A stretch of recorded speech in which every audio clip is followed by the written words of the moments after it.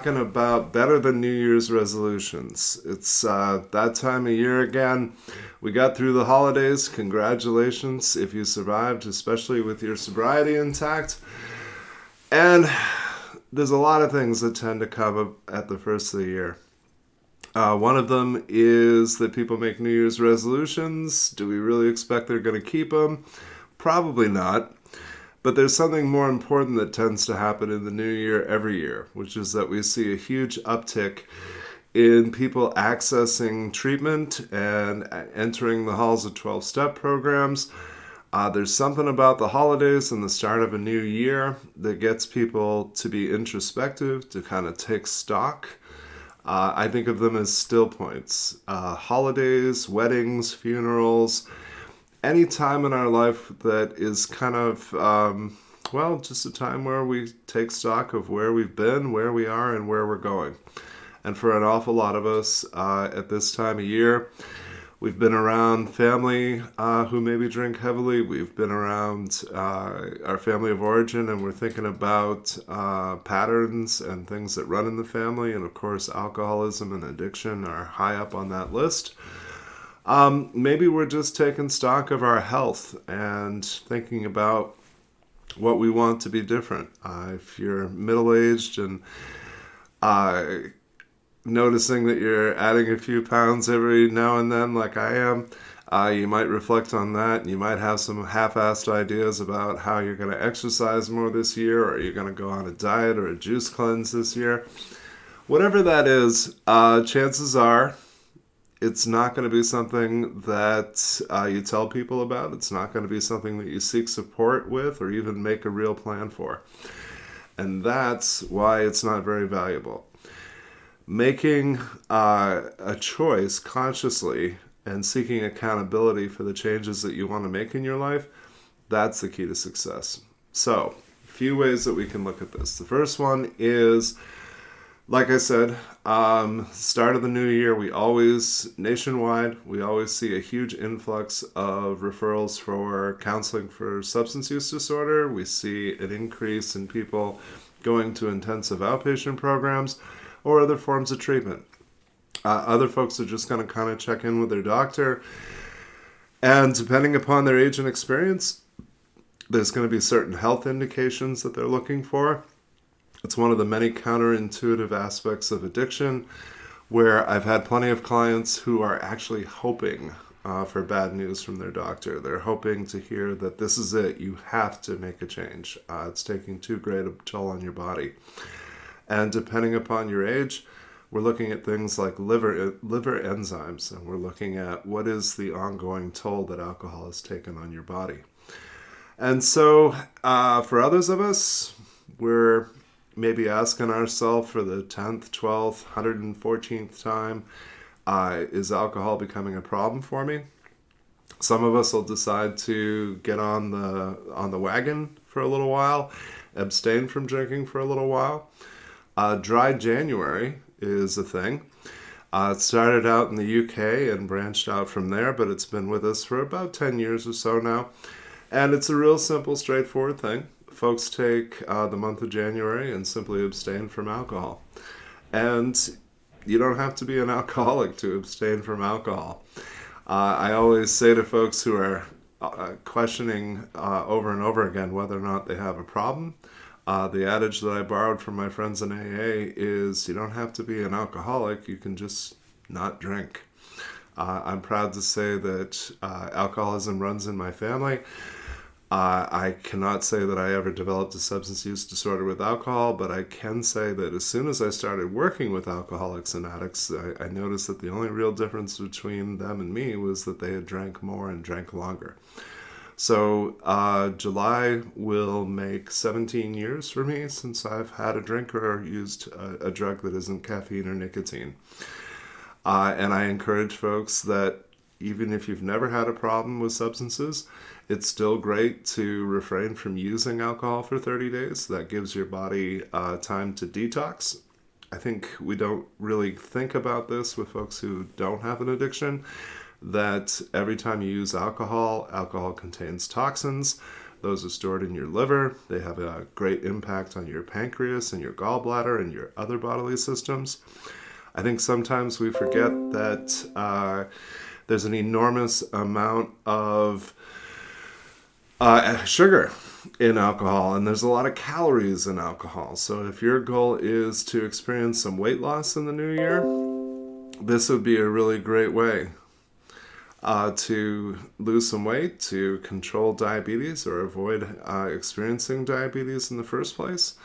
Whole lot of options there to explore for improved health. Okay, I'm going to pause and just check for questions. I would love to hear from you all. What are your questions? What kind of topics would you like to add to this conversation? Fantastic. Okay, checking in with some folks. We're streaming live today on SoberNow's Facebook page. If you haven't been over there yet, would love to have you check that out and put a like on that page. Would love to also have you check out ChooseHelp.com. Their Facebook page has a huge membership and a lot of good resources there. And of course, would love to have you check out our site, SoberNow.com. Very excited to share with you that we recently moved to a monthly subscription service, so it's more low cost than ever. $15 gets you monthly access to our 28-day programs that can be used from home with complete anonymity and confidentiality. Also gets you access to a lot of exclusive material and content that's building by the day. And one more plug. Would love to have you check out SoberNow's YouTube channel. Well over 100 videos there are now on different aspects of addiction recovery, and completely free. So please check those out as well. Okay, so whatever you're pondering in terms of change for the new year, whether those are resolutions or goals that you're more serious about, I really encourage you to do some writing about those, because if they only exist in your head, those thoughts are going to be circular, and there's a really good chance that we're going to procrastinate.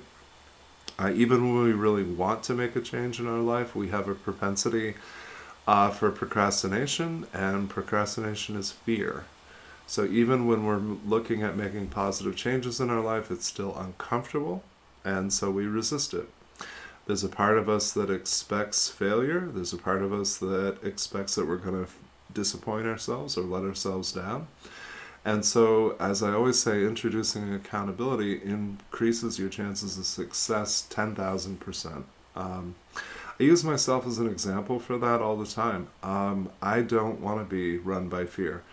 And so the more that I expose those fears and the more that I share my goals with the people that not only love and support me, but also have the willingness and the ability to call me out on my shit, the more that I do that, the better things run.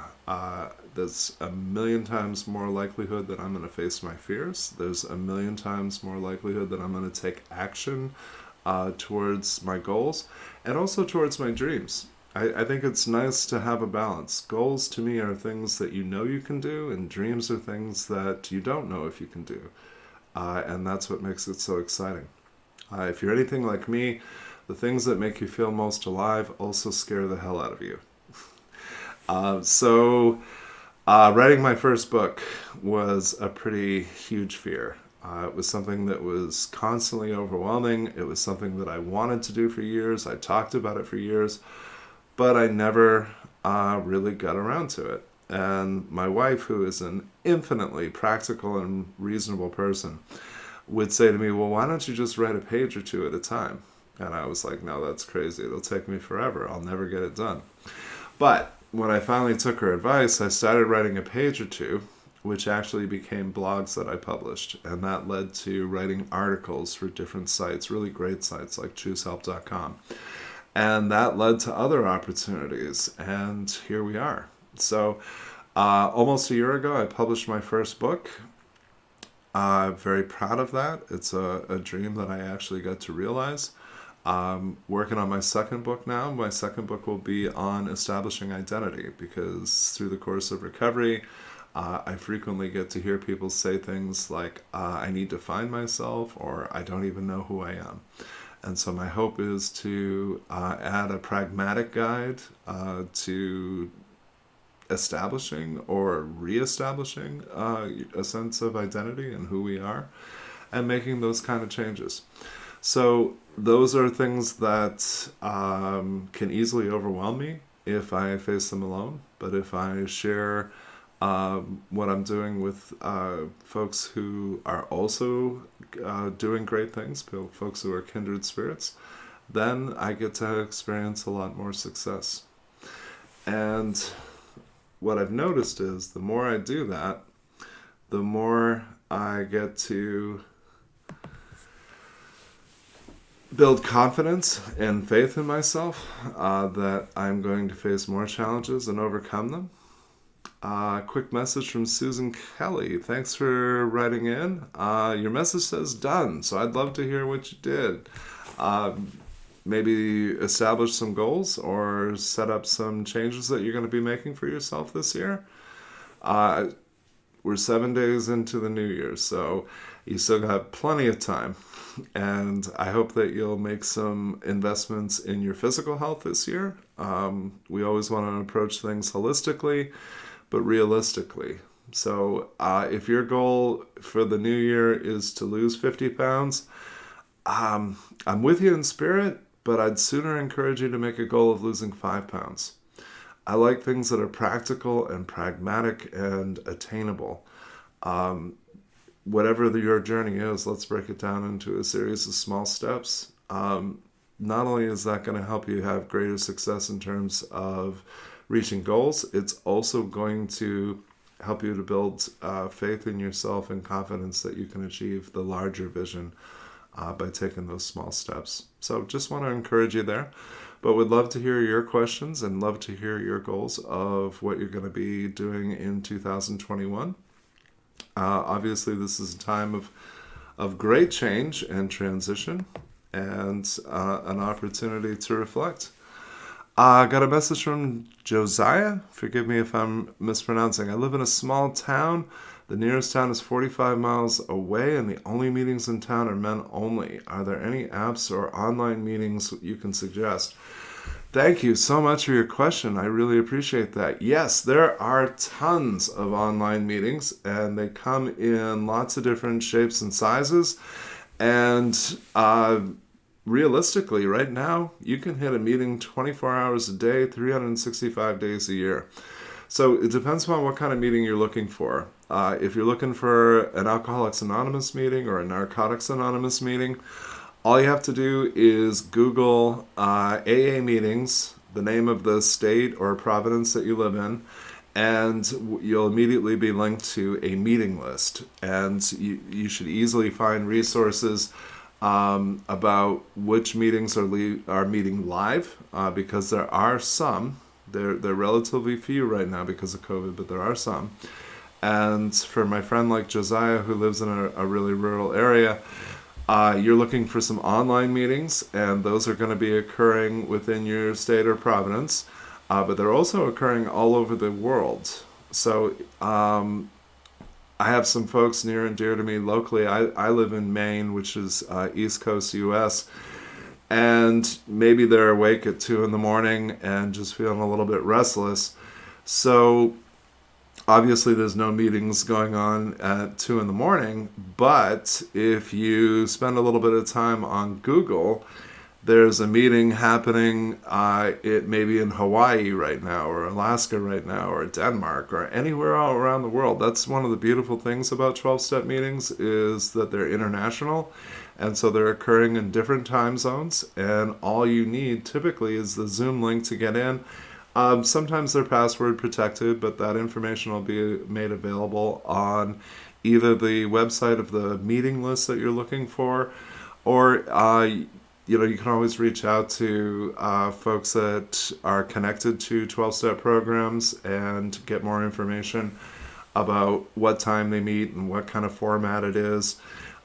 Even within specific programs like NA or AA, there's different formats. So some are open discussion meetings, some are speaker meetings, some are as Bill sees it meetings.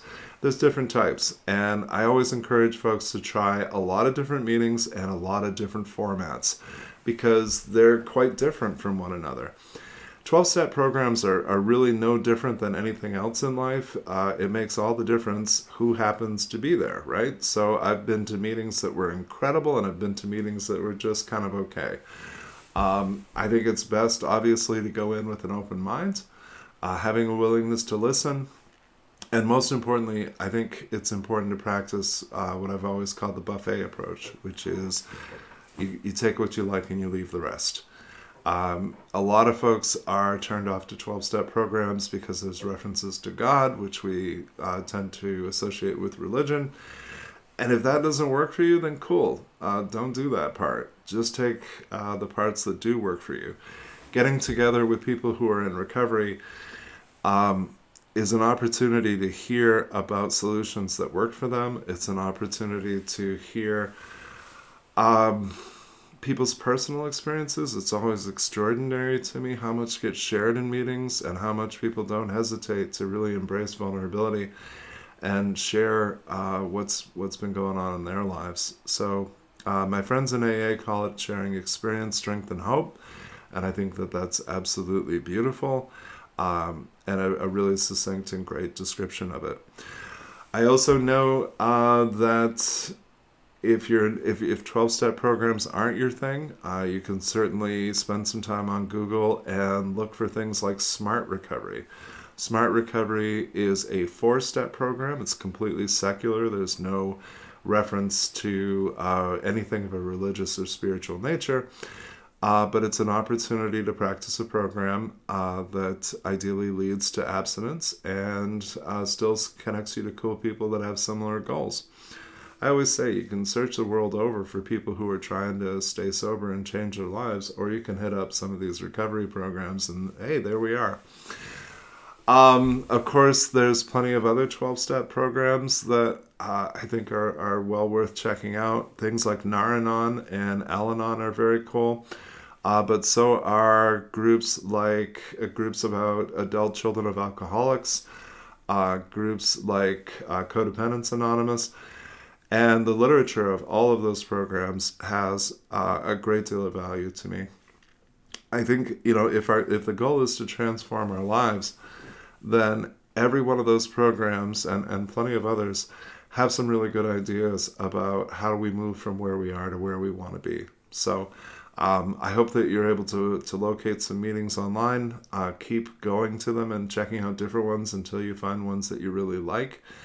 Check out the different format, maybe get connected to the people a little bit, and see where it takes you. I think that's awesome. And congratulations on having a willingness to make some changes in your life. Willingness is really everything. It's huge. Okay.